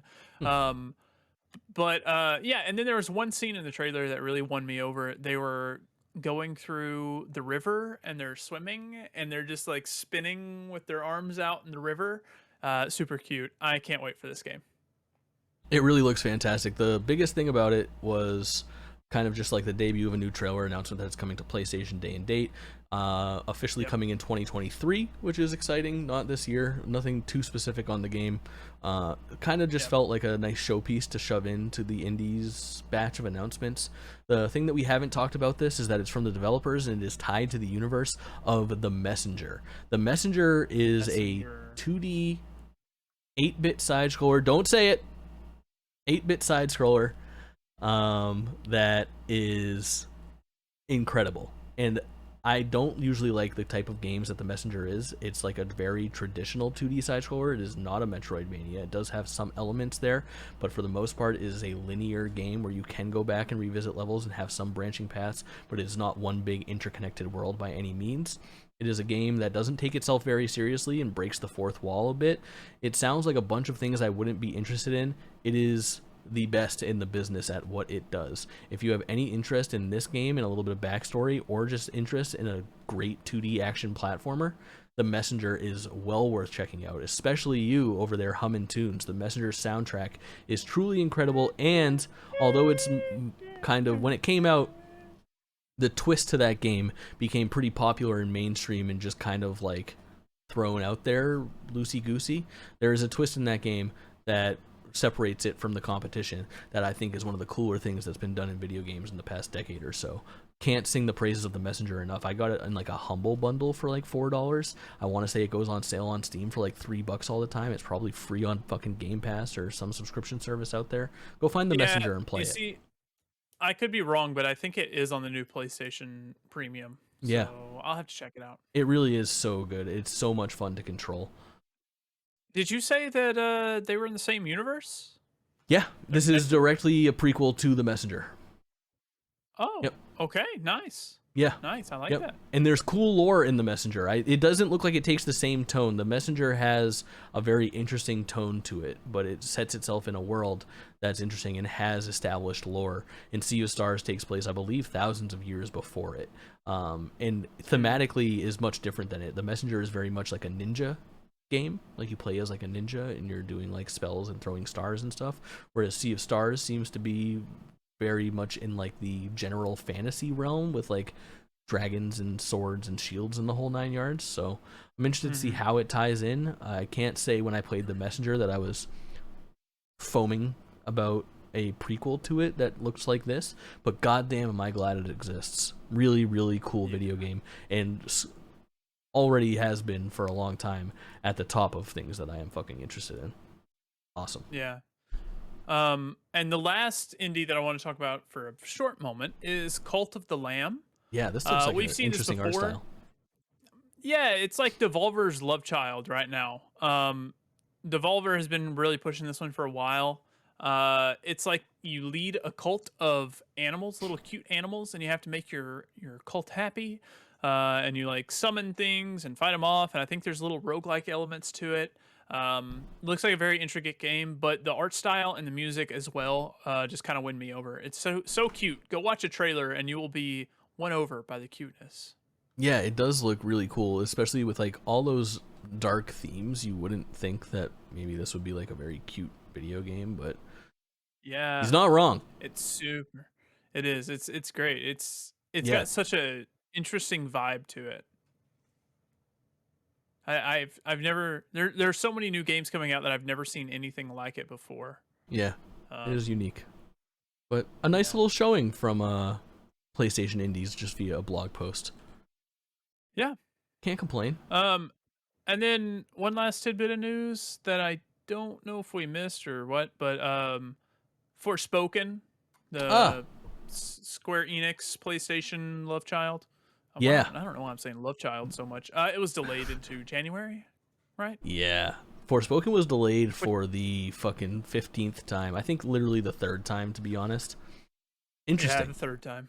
It's interesting. This game has gone through quite a bit of hell, it seems, as it gets prepped. It's gotten some pretty bad backlash as far as like tone goes over the past months, and it's interesting to look at what the end of 2022 and beginning of 2023 looks like for Square Enix with Forspoken getting pushed to January, because now we're sitting on... Well, what I've seen is, sorry to interrupt, but right. I don't know if it's hell, but I think Square literally just looked at the release calendar of all the games they're releasing, all the games that like are releasing alongside of Forspoken, and they said, we just need to push it to the next fiscal quarter.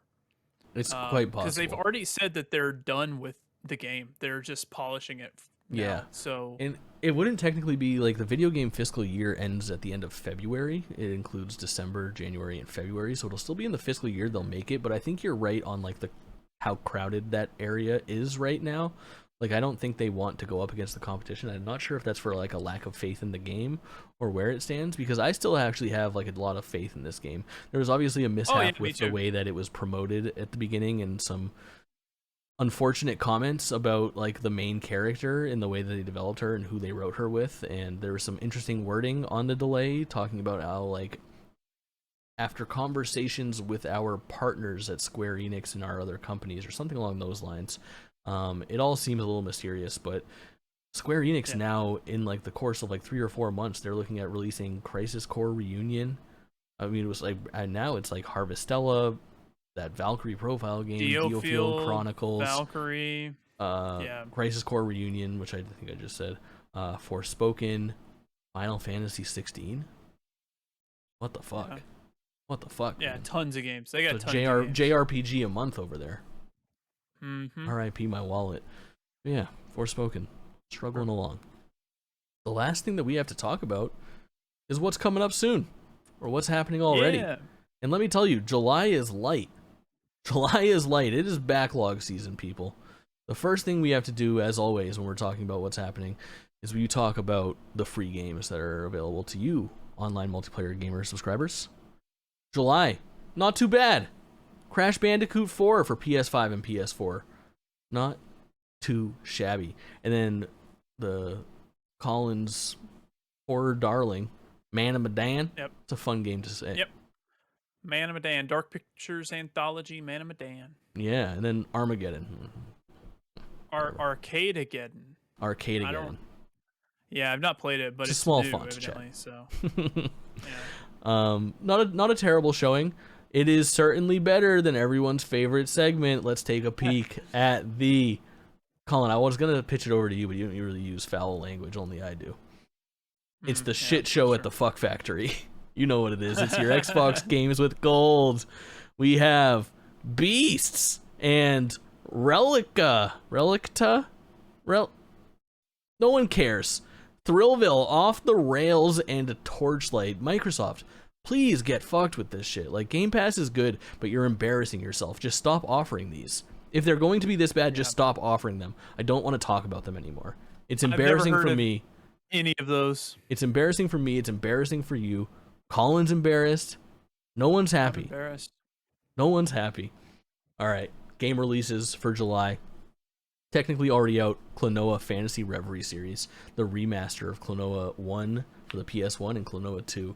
These games begging to be remastered and begging to be available. Klonoa 1, disc only in shitty condition for the PS1, which is the only platform it's available on, is like $250. If you want it with a box and manual, it's like $500. Klonoa 2 disc only is like $50. It's fucking insane.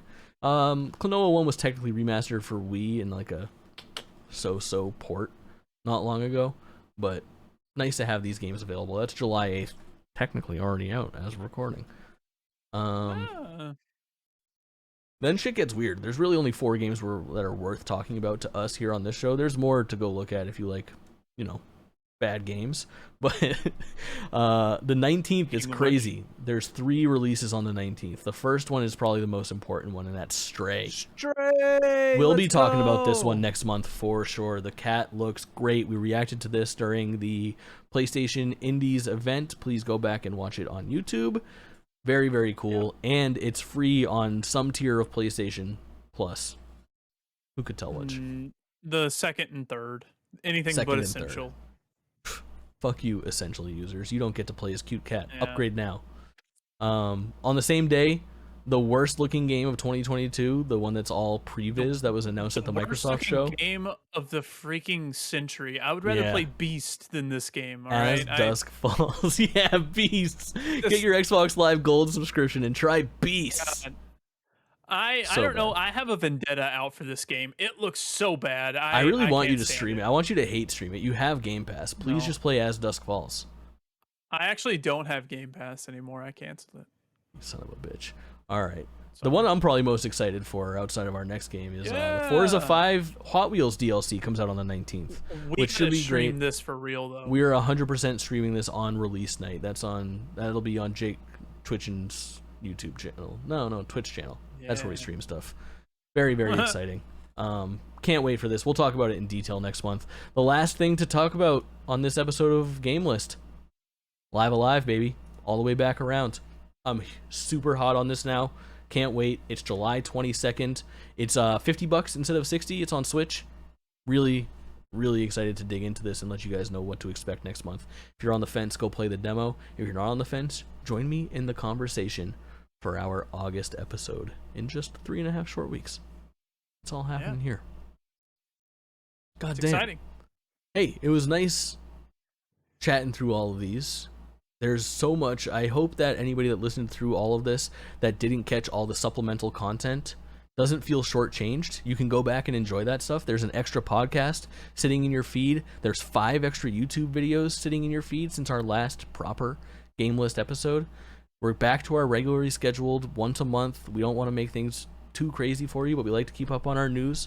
So we'll do some special stuff for you if something pops up, if there's another conference in between now and then. But for all intents and purposes, that's a GameList, baby. That's a show. That's a wrap. That is a wrap. All right, Kaulin, where can they find you? Oh, you can find me at Kaulin _ anywhere now, actually. So. Oh, shit. Hell yeah. Listen to this motherfucker go. And you nailed it, too. You said you were going to mess that up. Absolute legend.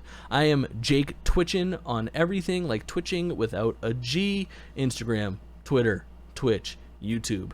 And if you're listening to this in a podcast app, you're the fucking best. Leave a review. But also, go find us on YouTube. Go find us on Twitch. Go find us on Twitter. Go find us on Instagram at GameList Show. GameList Show. That's us. That's where you can find us. All right, Kaulin. That's all I got. We'll see you guys again soon. You hit us with one of those sweet, sweet sign-offs. Oh, you see, here's the problem. We didn't have a good callback this time. You fucking nailed it last time. So I did. You remember what it was? Yeah, keep your dogs. You gotta take care of them dogs. Take care of your dogs, man. That fucking slayed me. The outro to the last podcast was a fucking 10 out of 10.